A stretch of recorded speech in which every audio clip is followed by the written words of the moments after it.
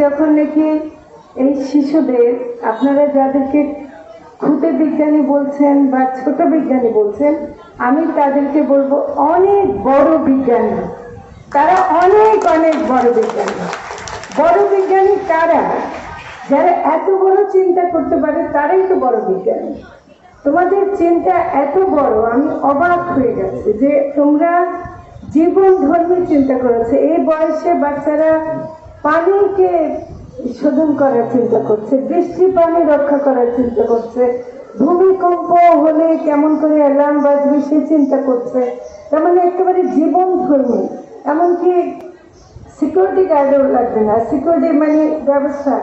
তারপর যেমন যুদ্ধ বিমান আছে না, বুঝলাম, কিন্তু এই কৃষি, দেশীয় বীজ এবং এগুলো যে সবগুলো 30টি স্টলে, আমি প্রত্যেকটা স্টলে যেভাবে দেখলাম। এবং একটা কথা আমি তোমাদেরকে বলবো যে